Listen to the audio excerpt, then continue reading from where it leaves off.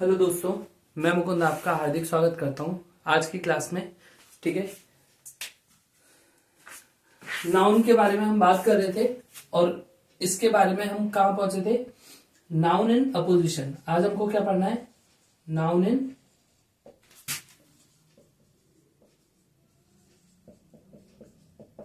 Opposition. और इसके बाद हम क्या पढ़ेंगे? नाउन के केसेस पढ़ेंगे। वो हमारा नाउन का आखिरी टॉपिक होगा। नाउन पढ़ लिया हमने, डेफिनेशन पढ़ ली, उसके टाइप पढ़ लिए। अब हम बारी आती है किसकी? नाउन इन अपोजिशन की। नाउन इन अपोजिशन के बारे में अगर हम देखें तो क्या होता है? जब कोई नाउन किसी नाउन के बाद में आकर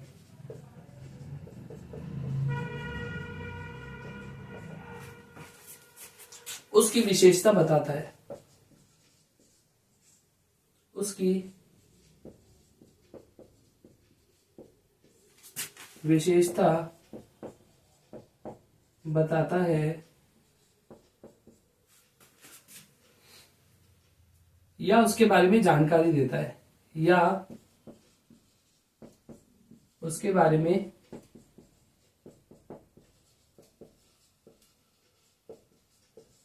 जानकारी देता है। क्या मतलब है इसका? इसका मतलब एक नाम किसी और नाउन के बाद में आता है सेंटेंस के अंदर, और वो जो नाउन है, वो एक शब्द है, वो दूसरे नाउन की जो उससे पहले आया है उसकी क्या देता है? जानकारी देता है। क्या देता है? जानकारी। उसके बारे में कुछ ना कुछ डिटेल बताता है हमको। जैसे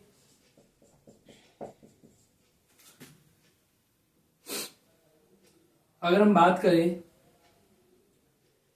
तो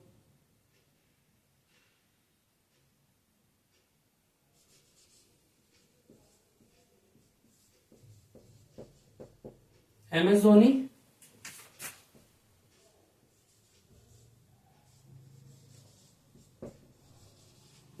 the captain of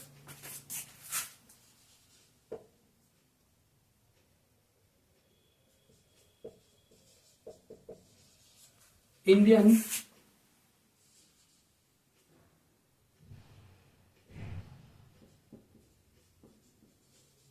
cricket team.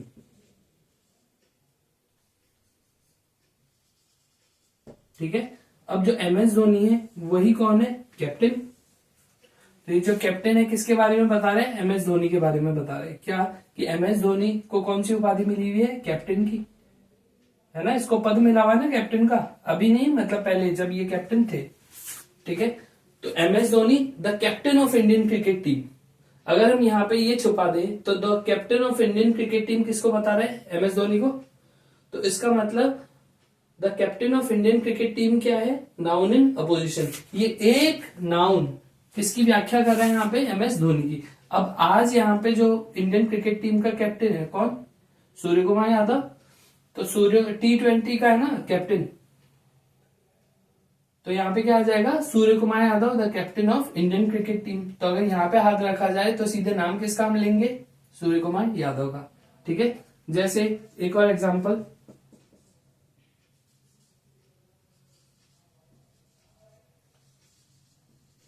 Narendra Modi example है, ठीक है ना, कॉमा यहां पे भी है स्मॉल में। ठीक है, द प्राइम मिनिस्टर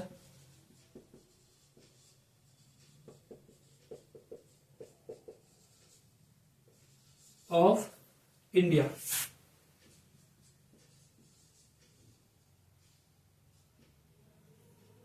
ठीक है, अब यहां पे अगर मैं हाथ रख दूं और इसको बस इतना पढ़ो, the prime minister of India, तो हम किसका नाम लेंगे? सीधा सीधा नरेंद्र मोदी जी का।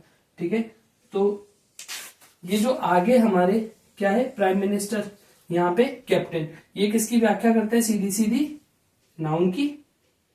तो ये क्या हुए? Noun in opposition. Noun in opposition, ये केस कैसा बनता है? ये क्या कहलाता है? सीधे सीधे नाउन इन अपोजिशन। एक रूल है इसके रिगार्डिंग, वो रूल भी लिख लीजिए। रूल क्या है? नोट लगा के लिखो, लिखो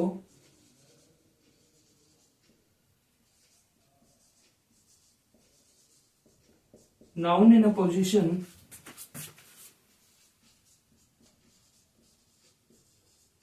से पहले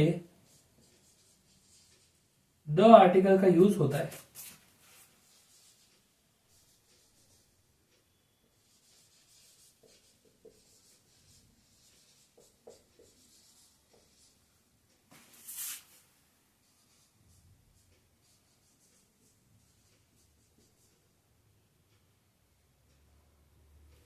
ठीक है, नाउन इन अपोजिशन से पहले किसका यूज होता है? द आर्टिकल का यूज होता है। ठीक है, जैसे यहां पे देख लो, प्राइम मिनिस्टर से पहले किसका यूज हुआ? द आर्टिकल का। कैप्टन से पहले किसका यूज हुआ? द आर्टिकल का। ठीक है, तो इसके साथ एक यही रूल जुड़ा हुआ है। ठीक है, और मैंने बता दिया आपको नाउन इन अपोजिशन एक्चुअल में होता क्या है। ठीक है, आगे बात करें। बिल्कुल, आगे बात करते हैं। देखिए, अब हम बात करेंगे किसकी? नाउन इन अपोजिशन हो चुका है। उम्मीद है आपने स्क्रीनशॉट ले लिया होगा, ज्यादा टाइम लगता नहीं है और मैं वीडियो को ज्यादा लंबा बनाना भी नहीं चाहता। ठीक है, हम बस काम काम की बात करेंगे, बाकी और कोई बात इसमें नहीं करेंगे। आपको क्या करना है, बस वीडियो को एंड तक देखना है ताकि आपको एक भी इंपॉर्टेंट इंफॉर्मेशन छूट ना जाए इसके बारे में, इंग्लिश ग्रामर के बारे में। अब देखिए यहाँ पे नाउन इन अपोजिशन तो हमने कर लिया है। अब हम किसके बारे में बात करते हैं? नाउन के केसेस। जैसे session court, high court, supreme court में केस होते हैं, वैसे ही नाउन के भी क्या होते हैं? केस। लेकिन वो वैसे केस नहीं है जो कोर्ट कचहरी अदालत में चलते हैं, ये केस वो नहीं है। केस का मतलब सीधा सीधा क्या है? तरीका, कि नाउन किस किस तरीके से सेंटेंस में यूज हो सकता है, वो उसका क्या कहलाता है? केस कहलाता है। क्या कहलाता है? केस। तो नाउन, नाउन इन केस नहीं, सॉरी, नाउन केसेस। ठीक है, CASES। तो नाउन के केसेस की बात करते हैं। तो सबसे पहला केस जो होता है वो देखें,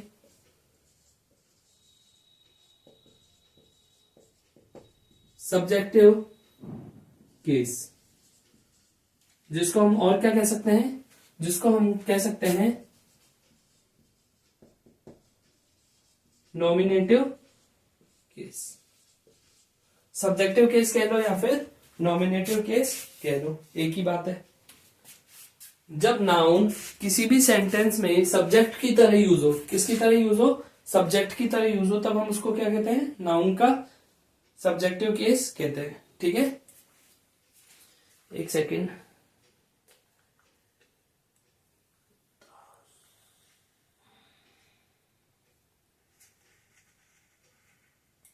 चले,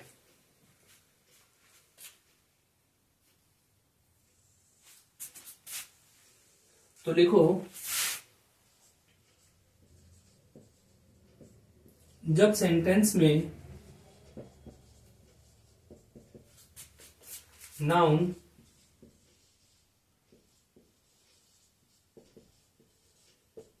सब्जेक्ट की तरह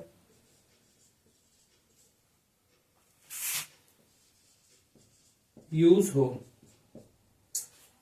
ये पढ़ना जरूरी क्यों है? क्योंकि जब हम एक्टिव पैसिव पढ़ेंगे तो हमको ये समझ में आना चाहिए कि सब्जेक्ट कौन सा है और ऑब्जेक्ट कौन सा है। ठीक है, ताकि हमको सब्जेक्ट और ऑब्जेक्ट पहचानने में आसानी हो, ज्यादा मुश्किल ना हो। ठीक है, तो सब्जेक्टिव केस की बात करें, जब सेंटेंस में नाउन सब्जेक्ट की तरह यूज हो। नाउन एज ए सब्जेक्ट कैसे यूज हो सकता है? देखिए,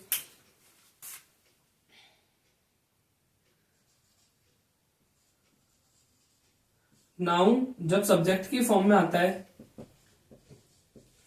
तब या तो वो क्या हो सकता है? डूअर। डूअर का मतलब कर्ता, जिसको हिंदी में हम कर्ता बोलते हैं ना, वही। ज्यादा शुद्ध हिंदी तो नहीं हो गई। देखो, कर्ता मतलब कार्य को करने वाला या काम को करने वाला।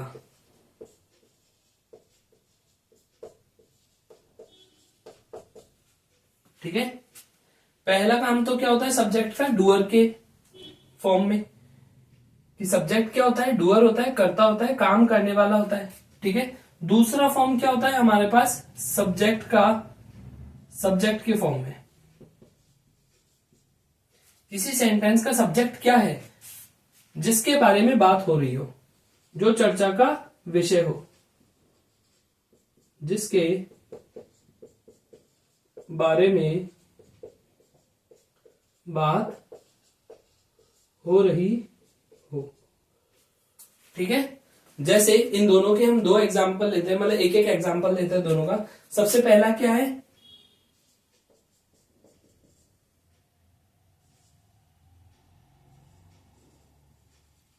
Sohan went to school. Sohan went to school yesterday.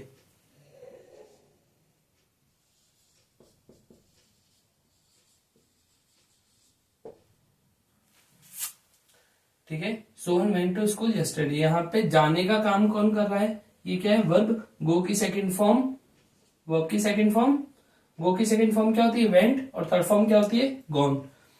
तो सोहन किस फॉर्म में काम कर रहा है, सब्जेक्ट की फॉर्म में, मतलब डूअर, कोई ना कोई काम कर रहा है, जाने का काम, स्कूल जाने का काम कौन कर रहा है, सोहन। तो यहाँ पे ये सब्जेक्ट हो गया, कौन से फॉर्म में, डूअर के फॉर्म में, कर्ता के फॉर्म में। एक दूसरा एग्जांपल और देखते हैं।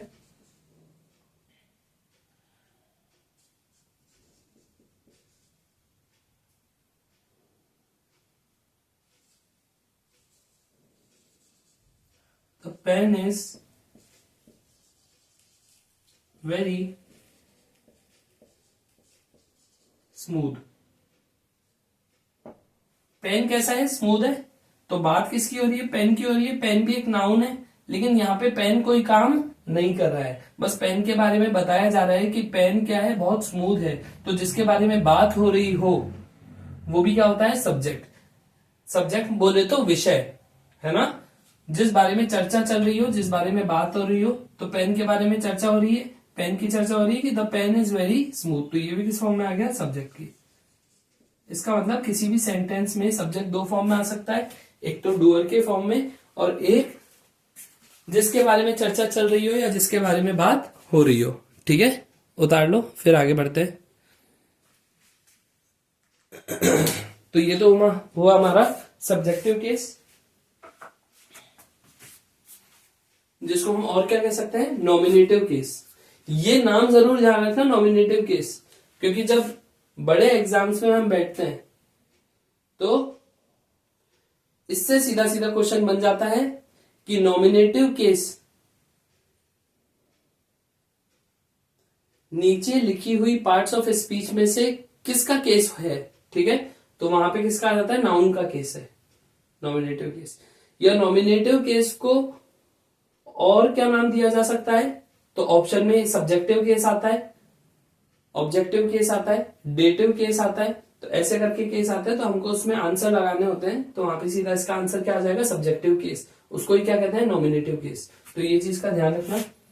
जो नॉर्मल एग्जाम है उनमें तो ज्यादा पूछते नहीं है, लेकिन जो बड़े एग्जाम्स है फर्स्ट ग्रेड सेकंड ग्रेड, उनमें ये क्वेश्चन आ सकता है बिल्कुल।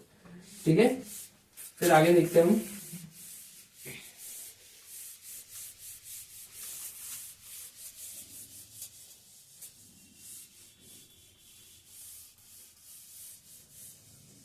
सब्जेक्टिव केस पढ़ा हमने, अब हम बात करते हैं किसकी, ऑब्जेक्टिव केस की। ठीक है, देखें सेकंड नंबर पे आता है हमारा, इनके जो जो नाम है वो हमको नाम ध्यान में रखने हैं। ऑब्जेक्टिव केस, ऑब्जेक्टिव केस कह लो, या फिर इसको और क्या कह सकते हैं, अक्यूजेटिव केस। कौन सा केस, अक्यूजेटिव केस।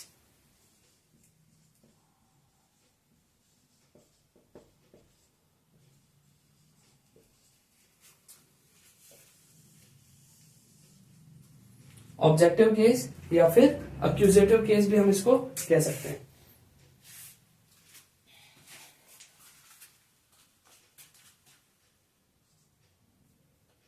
देखो, जब नाउन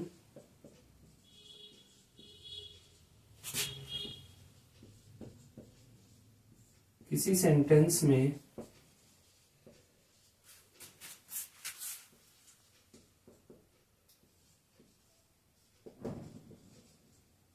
ऑब्जेक्ट के फॉर्म में आए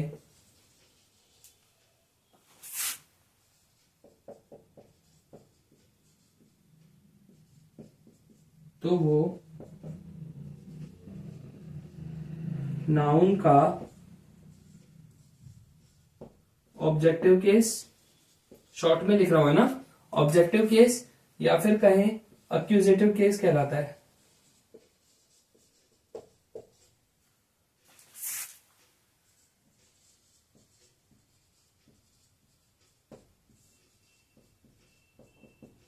नोट्स बनवा रहा हूं, साथ के साथ बना लेना, ठीक है, ताकि बार बार आपको ये क्लास देखने की नीड ना हो।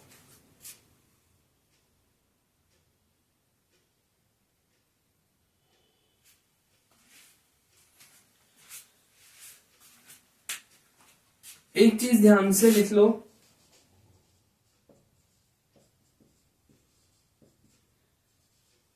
किसी भी सेंटेंस का जो सब्जेक्ट होता है वो हमेशा किसका आंसर देता है? व्हाट का।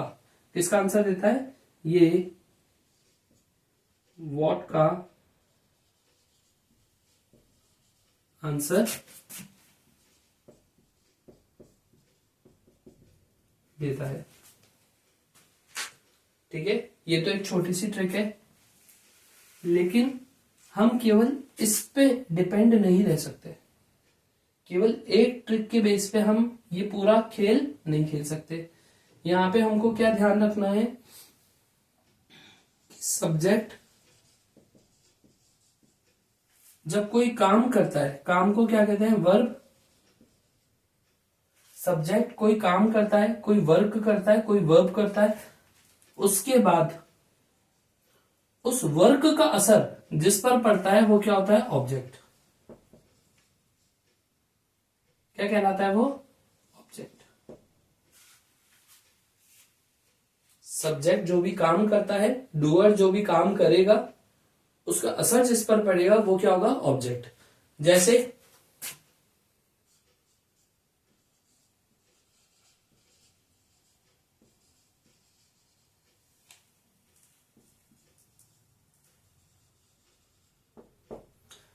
आई gave a pen to him, है ना। मैंने क्या किया? आई क्या है यहाँ पे? प्रोनाउन है, और कह दो तो सेंटेंस का क्या है? सब्जेक्ट है। लेकिन यहाँ पे क्या नाउन सब्जेक्टिव केस में आया है? नहीं, ये प्रोनाउन है। क्या है ये? प्रोनाउन। आई गिव, गिव का सेकंड फॉर्म गिव, ये क्या है? वर्ब का सेकंड फॉर्म, ठीक है। अ पेन, अ आर्टिकल है, पेन क्या है? नाउन है। पेन क्या है? नाउन। टू हिम, हिम भी क्या है यहाँ पे? हिम यहाँ पे प्रोनाउन है, और क्या है? सेंटेंस का ऑब्जेक्ट है। और पेन भी क्या है? नाउन है, लेकिन सेंटेंस का क्या है? ऑब्जेक्ट। तो नाउन का जो ऑब्जेक्टिव केस बनता है वो क्या है? हमारा पेन। नाउन का ऑब्जेक्टिव केस, ये प्रोनाउन का ऑब्जेक्टिव केस है, ध्यान रखना। ही प्रोनाउन का सब्जेक्टिव केस है, और हिम प्रोनाउन का क्या है? Objective case. इस चीज का बहुत बारीकी से ध्यान रखना है हमको, ठीक है। तो पेन क्या है? नाउन। पेन क्या है? कॉमन नाउन है ना। मैंने जब नाउन चैप्टर शुरू किया था तब मैंने आपको बताया था कॉमन नाउन के बारे में। तो कॉमन नाउन में क्या आता है? पेन भी तो आता है, ठीक है। तो I gave a pen to him, काम किसने किया? आई ने किया। क्या काम किया? देने का काम किया, गेव, ठीक है। उसका असर किस पे पड़ेगा? सबसे पहला असर तो पेन पे पड़ेगा, क्योंकि पेन कहां गया? आई से हिम के पास चला गया। भाई अगर मैं किसी को भी ये पेन देता हूं तो सबसे पहला असर किस पे पड़ेगा? ये पेन पे पड़ेगा, क्योंकि पेन का मालिक बदल चुका है यहां से किसी और के पास, चाहे कुछ वक्त के लिए ही क्यों ना हो। अब वो उसको जैसे चाहे वैसे यूज कर सकता है, चाहे वो इसको लिखने के काम में भी ले सकता है, चाहे वो इससे खेल भी सकता है, कैसे भी वो काम करे, लेकिन कुछ देर के लिए पेन मेरे पास से किसी और के पास चला गया तो सबसे पहला असर, मेरे काम करने का सबसे पहला असर किस पे पड़ेगा? किसी न किसी निर्जीव वस्तु पे, है ना। I gave a pen to him, सबसे पहले पेन पे असर पड़ेगा। तो ये क्या है? नाउन का ऑब्जेक्टिव केस। क्योंकि ऑब्जेक्ट है, इस पे असर पड़ा है। उसके बाद दूसरा असर किस पर पड़ेगा, हिम पे, क्योंकि पहले उसके पास पेन नहीं था, अब उसके पास पेन है तो वो काम कर सकता है। ठीक है, तो हिम पे भी तो असर पड़ा, पहले खाली बैठा था एकदम, अब क्या है उसके पास कोई ना कोई काम है करने के लिए। लेकिन ये असर डायरेक्ट है कि इनडायरेक्ट है, हो सकता है उसके पास पेन आने के बाद भी वो काम न करे, तो ये असर एकदम इनडायरेक्ट है। तो एक चीज हमको यहां से सीखने को मिलेगी, जब मैं आपको प्रोनाउन पढ़ाऊंगा, और प्रोनाउन में हम क्या देखेंगे, प्रोनाउन का सब्जेक्टिव केस और ऑब्जेक्टिव केस, उसमें हम दो चीज देखेंगे, क्या, डायरेक्ट ऑब्जेक्ट और इनडायरेक्ट ऑब्जेक्ट। ठीक है, ऑब्जेक्ट के दो टाइप देखेंगे हम, कौन से टाइप, डायरेक्ट ऑब्जेक्ट और इनडायरेक्ट ऑब्जेक्ट। ठीक है, यहाँ पे तो हमको इतना सा ध्यान रखना है कि नाउन का ऑब्जेक्टिव केस भी होता है, जैसे यहाँ है। ठीक है, पेन क्या है, नाउन है, और किस फॉर्म में, ऑब्जेक्टिव फॉर्म में। तो ऑब्जेक्टिव केस क्या होता है, जब नाउन किसी सेंटेंस में ऑब्जेक्ट की फॉर्म में आ जाए तो वो नाउन का कैसा केस है, ऑब्जेक्टिव केस या एक्यूजेटिव केस है। ठीक है, उतार लो।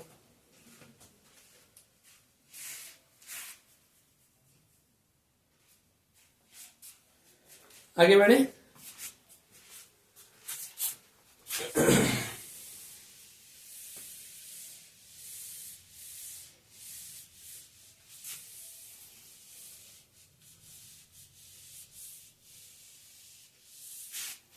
चलो आगे देखते हैं।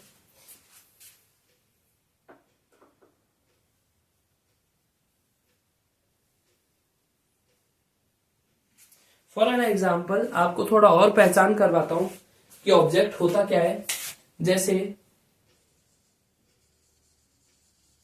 Rahul is a doctor, Rahul is a doctor.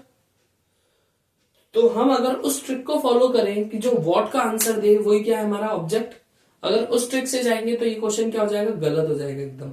क्योंकि हम यहाँ पे क्या देख रहे हैं कि राहुल इज अ डॉक्टर में ऑब्जेक्ट कौन है, कि राहुल क्या है, राहुल डॉक्टर है। क्या का आंसर कौन दे रहा है, doctor. What is Rahul, Rahul is a doctor. ठीक है, राहुल क्या है, राहुल डॉक्टर है। ठीक है, तो यहां पे अगर वो ट्रिक इस्तेमाल करें तो उस ट्रिक से तो ये क्वेश्चन क्या हो जाएगा, एकदम गलत। हम इसको पहचान नहीं पाएंगे। जब हम इसको ऑब्जेक्ट के रूप में पहचान लेंगे तो ये सरासर हमारा गलत हो जाएगा। क्यों, क्योंकि जहां पे ऑब्जेक्ट होता है उसका पैसिव वॉइस भी बन सकता है, लेकिन इस सेंटेंस का पैसिव वॉइस नहीं बन सकता। क्यों, क्योंकि ऑब्जेक्ट है ही नहीं। ठीक है, ये क्या है, राहुल, और राहुल ही क्या है, डॉक्टर। तो क्या मैं इसको ऐसे लिख सकता हूं, Rahul is equal to doctor. Rahul ही कौन है, डॉक्टर। तो इज क्या है, यहां पे इज को हम यहां पे बोलेंगे linking verb.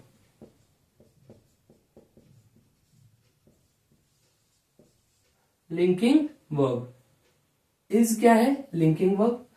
Rahul is a doctor, इसका मतलब राहुल ही क्या है, डॉक्टर है। राहुल को डॉक्टर से जोड़ने का काम कौन कर रहा है, इज कर रहा है, इसलिए इसको क्या नाम दे दिया गया है, लिंकिंग वर्ब। ये लिंकिंग वर्ब का काम तभी करेगी जब हमारा जो सब्जेक्ट है वो किसके बराबर हो जाए, ऑब्जेक्ट के। ये ऑब्जेक्ट है कहने को तो, वैसे ऑब्जेक्ट नहीं है।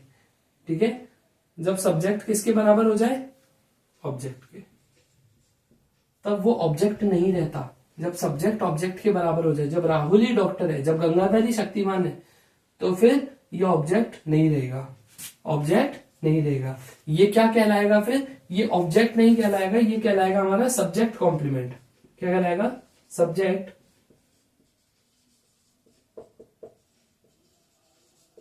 कॉम्प्लीमेंट। क्या कहलाएगा बेटा, सब्जेक्ट कॉम्प्लीमेंट। ठीक है, फिर आगे बात करते हैं हम।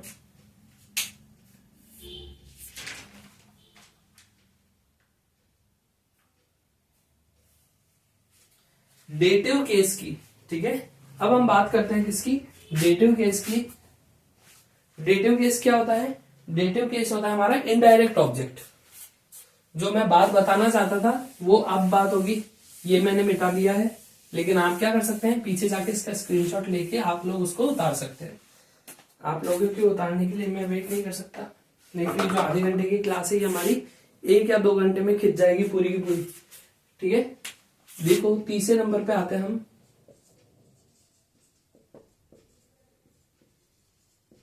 डेटिव केस या जिसको कहें हम इनडायरेक्ट ऑब्जेक्ट।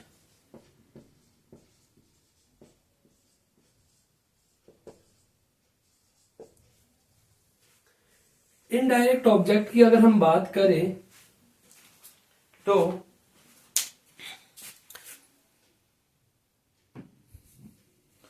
देखो दोस्तों,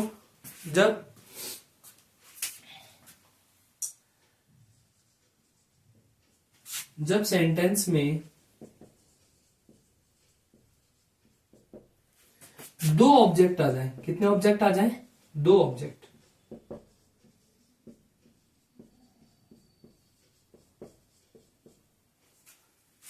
तो जब सेंटेंस में 2 ऑब्जेक्ट आ जाएं तो non living thing non living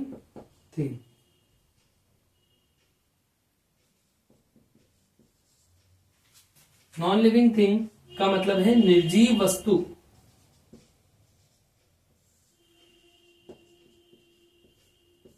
जो सांस वगैरह न ले पाए। ठीक है, जब सेंटेंस में 2 ऑब्जेक्ट आ जाएं तो नॉन लिविंग थिंग या फिर निर्जीव वस्तु को इनडायरेक्ट ऑब्जेक्ट, IO मतलब इनडायरेक्ट ऑब्जेक्ट को इनडायरेक्ट ऑब्जेक्ट या डेटिव केस में मान लिया जाता है। शर्त एक ही है कि अगर वो ऑब्जेक्ट नाउन हो तो तभी वो क्या है? Dative case.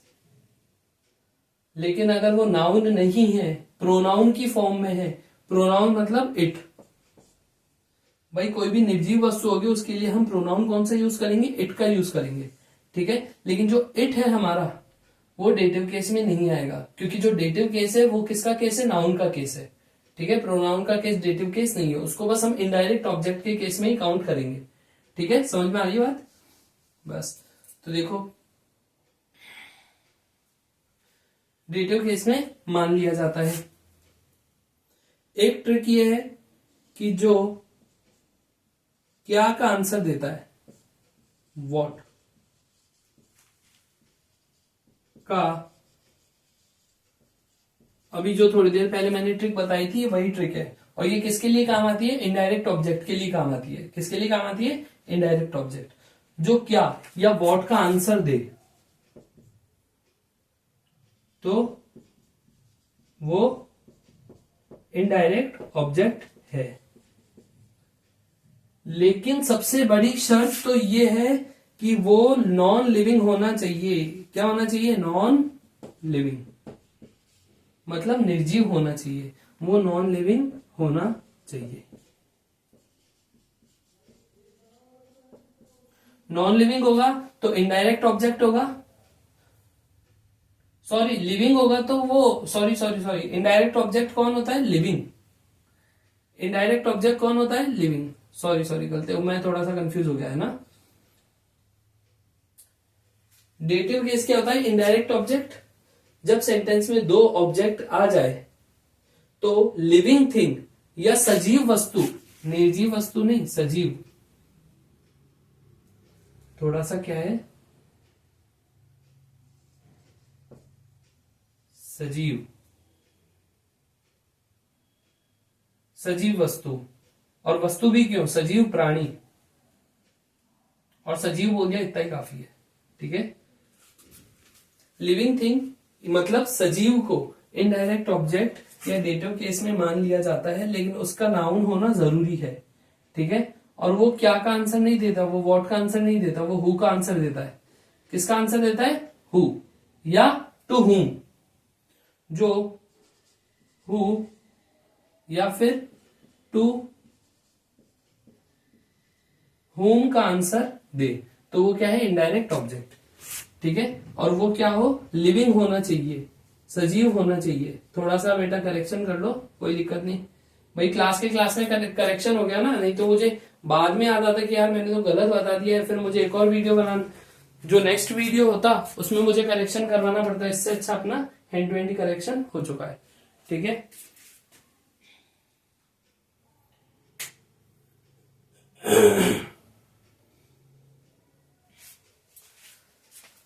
जैसे यहाँ पे एक एग्जांपल से हम ये समझेंगे कि डायरेक्ट और इनडायरेक्ट क्या होता है। जो डायरेक्ट होता है वो नॉन लिविंग होता है, जो डायरेक्ट होता है वो क्या होता है, नॉन लिविंग, और जो इनडायरेक्ट होता है वो क्या होता है, लिविंग। ये इनडायरेक्ट है इसलिए क्या है, ये लिविंग थिंग। ठीक है, हु या होम का आंसर दे तो वो इनडायरेक्ट ऑब्जेक्ट। ठीक है, और जो व्हाट का आंसर दे वो डायरेक्ट। मैंने थोड़ा सा क्या है, रिवर्स कर दिया। ठीक है, एग्जाम्पल देखो, ही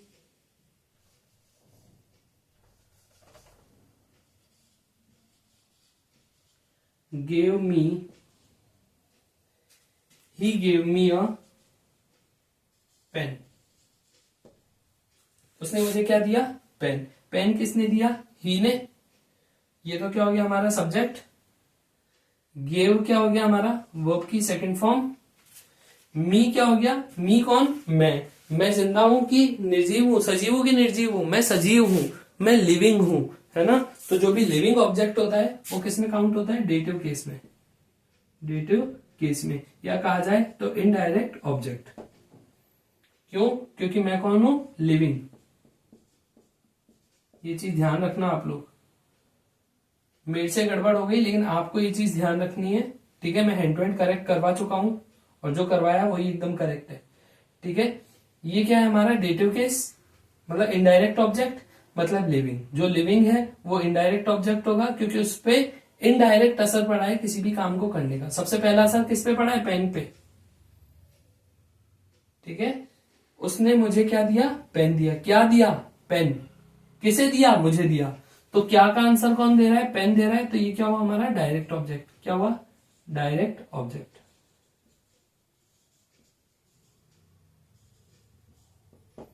क्या हुआ, पेन डायरेक्ट ऑब्जेक्ट। क्यों, क्योंकि किसका आंसर दे रहा है, ये वॉट का आंसर दे रहा है। किसका आंसर दे रहा है, वॉट का, कि उसने मुझे क्या दिया, वॉट।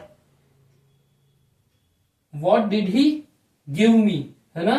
तो वॉट का आंसर कौन दे रहा है, पेन। तो ये क्या हुआ, डायरेक्ट ऑब्जेक्ट। उसके बाद सबसे बड़ी बात ये क्या है, नॉन लिविंग।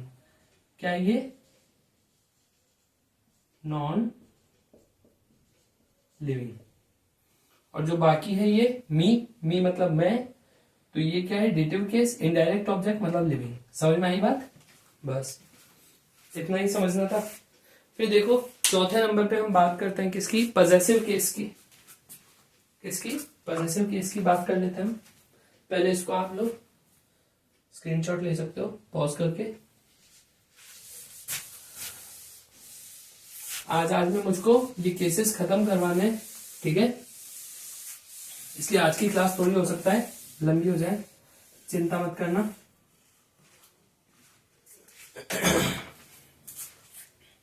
देखो चौथे नंबर पे हमारा कौन सा आता है, पजेसिव केस।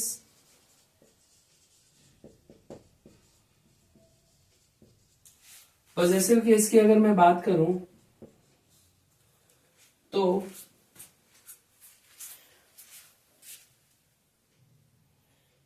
जब कोई नाउन किसी दूसरे नाउन पर क्या शो करे, पोजेशन, अधिकार शो करे, अधिकार जताने के लिए, अधिकार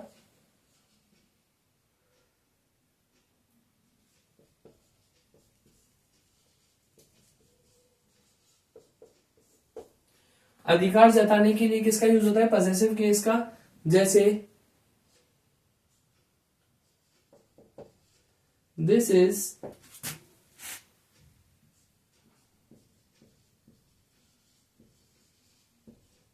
थॉमसन्स होम। किसका घर है ये, थॉमसन का घर है। तो इस घर पे अधिकार किसने जमाया है, थॉमसन ने जमाया है। किसका यूज करके, एपोस्ट्रोफी एस का। इसको एपोस्ट्रोफी एस कहा जाता है। क्या कहा जाता है, एपोस्ट्रोफी एस। ठीक है,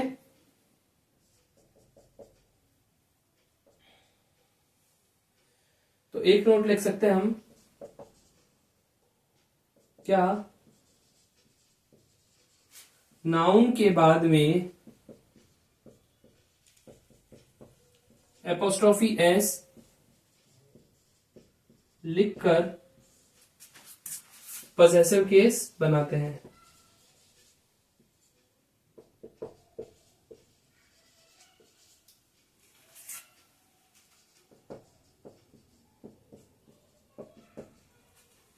ठीक है, नाउन के बाद में एपोस्ट्रोफी एस लिखकर हम क्या बनाते हैं? पॉसेसिव केस बनाते हैं। जैसे दिस इज थॉमसन्स हाउस। ठीक है, एक एग्जांपल और ले लेते हैं।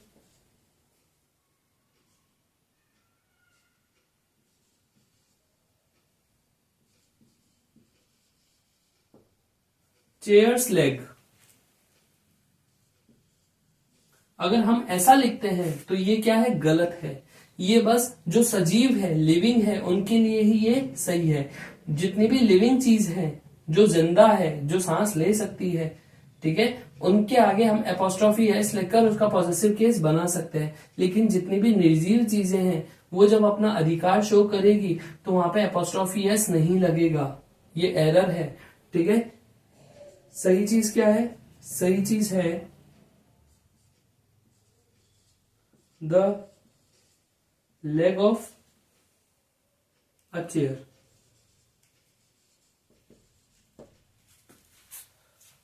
The leg of a chair. ठीक है,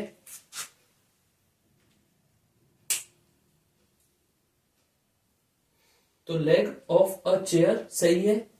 ठीक है, और चेयर्स लेग क्या है? गलत है। एपोस्ट्रोफी एस हमेशा जीवित नाउन के आगे ही लगेगा। ठीक है, जैसे रेमंड शोरूम। ठीक है, रेमंड्स शोरूम। ठीक है, फिर देखते हैं आगे।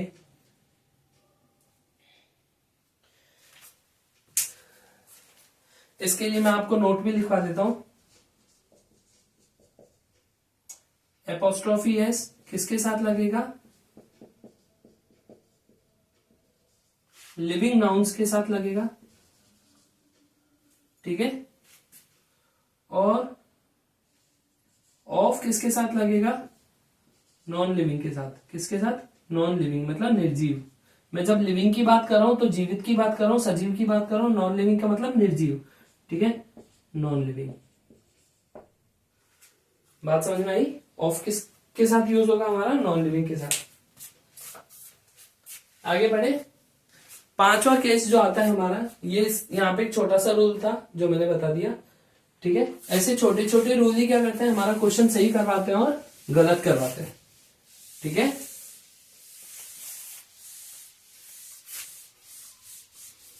ये छोटे छोटे रूल होते हैं जो जिसपे हम ज्यादा ध्यान नहीं देते, और इस इग्नोरेंस के कारण हमारे क्वेश्चन क्या हो जाते हैं? गलत हो जाते हैं। ठीक है, फिर बात करते हैं हम किसकी?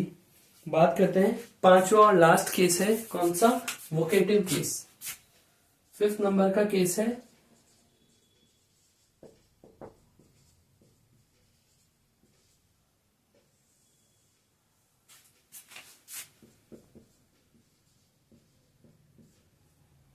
ठीक है, जब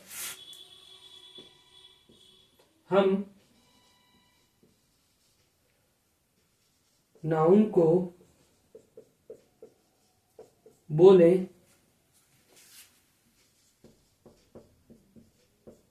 और वो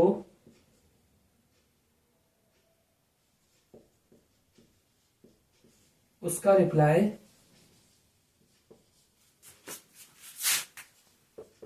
दे भी सकता है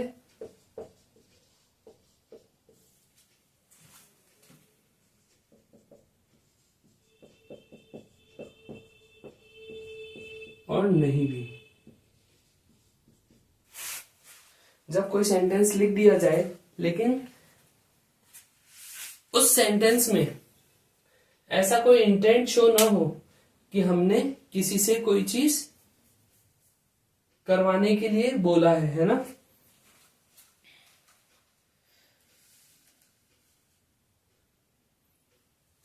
जैसे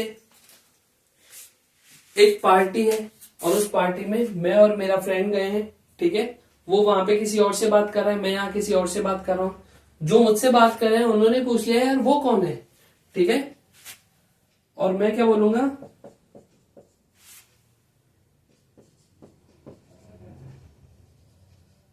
his name is Rajeev and he is my friend. ठीक है, मैं क्या बोलूंगा, his name is Rajeev and he is my friend. तो क्या मैंने जो ये बोला वो राजीव को सुनाई में आया, वो दूर खड़ा है उसको नहीं आया, लेकिन मैंने बस एक इंफॉर्मेशन दी, किसी को एड्रेस किया है। जब भी सेंटेंस में हम किसी को एड्रेस करते हैं, चाहे वो सुने तो भी ठीक, नहीं सुने तो भी ठीक, यहाँ पे बस एड्रेस करने का, एड्रेस मतलब किसी की ओर इशारा करना या किसी को किसी की तरफ इंडिकेशन देके बात करना। ठीक है, तो जैसे देखो वोकेटिव केस क्या होता है, जब भी हम किसी के बारे में कोई बात बोल दे या किसी को कोई बात बोल दे, वो सुने तो भी ठीक है, नहीं सुने तो भी ठीक है। ठीक है, जैसे हियर कम्स द बस। ठीक है, जैसे मैंने क्या बोल दिया, हियर कम्स द बस, इसका मतलब देखो बस तो आ गई। अब बस ने सुना तो भी, बस तो कैसे सुनेगी, लेकिन हम ऐसे ही जनरली बोलते हैं ना, देखो देखो बस तो आ गई, हियर कम्स द बस, है ना, तो हमने बोल दिया, सुने तो भी ठीक, नहीं सुने तो भी ठीक। ठीक है, ये बस बोलने के लिए होते हैं नाउन के केसेस। जैसे हियर कम्स द बस, बस के बारे में बोली जा रही है, राजीव के बारे में कोई बात बोली जा रही है। ठीक है, ही इज माई फ्रेंड, इसके बारे में बोली जा रही है। तो ये बस बोलने के लिए होता है, कोई सुने तो भी ठीक, एड्रेस करने के लिए होती है ये चीजें बस। तो उसको क्या कह दिया जाता है, वोकेटिव केस। जैसे एक एग्जांपल और देखो, राजीव कम फास्ट। और दूसरा एग्जांपल है,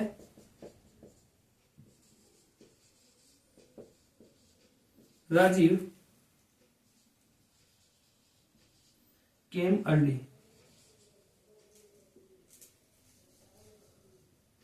या राजीव केम फास्ट। दोनों में एक डिफरेंस है। एक में तो हम क्या कर रहे हैं, राजीव को बुला रहे हैं कि भाई राजीव जल्दी आओ, हम क्या कर रहे हैं, बुला रहे हैं कि राजीव जल्दी आओ। अब राजीव ने सुना तो भी ठीक, नहीं सुना तो भी ठीक, ये क्या होता है, वोकेटिव केस, किसी को एड्रेस करके बोलना कि राजीव जल्दी आओ। अब यहाँ पे क्या है, तो ये हमारा क्या हो गया, वोकेटिव केस। और ये नॉर्मल सेंटेंस है कि राजीव केम फास्ट, कि राजीव क्या हुआ, जल्दी आया। ठीक है, वर्ब की सेकंड फॉर्म, पास्ट की बात हो रही है, ये वोकेटिव केस बिल्कुल नहीं है। पास्ट में कोई काम हुआ उसकी इंफॉर्मेशन है बस। ठीक है, ये वोकेटिव केस नहीं है, किसी को सुनाने के लिए नहीं है। तो हमारे जो नाउन है वो यहाँ पे क्या होते हैं, खत्म होते हैं बिल्कुल। ठीक है, और नाउन को कुछ पार्ट में बांटा जाता है, जैसे सिंगुलर है, प्लूरल है, जेंडर के बेस पे है। ठीक है, वो तो एकदम बच्चों वाली चीजें हो जाती है, वो तो आप खुद भी पढ़ सकते हैं बिल्कुल। तो इसलिए वो मैं क्लास में नहीं करवाता, वो एकदम बच्चों के लेवल की चीजें हो जाती है जो बच्चों को पढ़ाई जाती है, छोटे छोटे बच्चों को। ठीक है, कि किंग का जेंडर बदलो तो क्या हो जाएगा, क्वीन, है ना, लॉयन का लॉयनेस, टाइगर का टाइग्रेस, वो एकदम बच्चों वाली चीजें, वो तो आप खुद भी कर सकते हैं। करना क्या क्या है आपको, एकदम एक तो नंबर, सिंगुलर और प्लूरल नाउन के, एक क्या करना है, जेंडर, कि नाउन कितने जेंडर, ये आप लोगों का होमवर्क है, मैं होमवर्क भी दे रहा हूं आप लोगों को।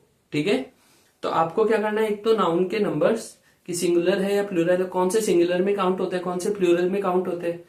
नाउन दो तरह के होते हैं, एक तो काउंटेबल और एक अनकाउंटेबल। उसकी बात मैं तब करूंगा जब मैं आपको आर्टिकल्स पढ़ाऊंगा या जब मैं आपको डिटर्मिनर्स पढ़ाऊंगा, तब काउंटेबल और अनकाउंटेबल की बात तब करेंगे। बार बार उस चीज को रिपीट नहीं करना चाहता। ठीक है, तो यहां तक जो चीज थी वो एक्चुअल में समझने की चीज थी जो मैंने आपको करवा दी। ये नाउन की कौन सी क्लास थी, एकदम लास्ट क्लास थी। बाकी की जो बातें करेंगे हम हमारे नेक्स्ट टॉपिक के बारे में करेंगे, वो कौन सा होगा, प्रोनाउन। ठीक है, थैंक यू सो मच।